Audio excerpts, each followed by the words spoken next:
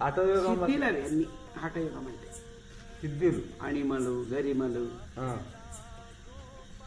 ఏం చెప్తారంటే, జలబంధాలు ఇది వస్తువు కనిపించేది అది చూడంగానే నాకు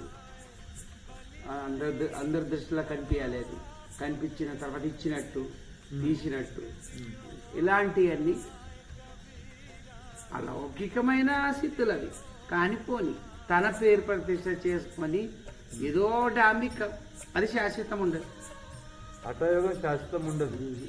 మరి నాలుక అట్లా లోపలి పెట్టి శ్వాస తీసుకోమను అని వేస్తేనా ఒట్టిగానే చేస్తారు కొన్ని రోజులు. ఆడికెళ్ళి మళ్ళీ మొదలు ఎట్టుంటారు అట్లనే ఉండి ఏదో కోటి విద్యలు కూటి కోసం అంతేనా? అంతే. దానివల్ల ప్రయోజనం ఏం లేదు. ప్రయోజనం ఏం లేదు, ఏం చేసేది ఏం లేదు. ఉమ్.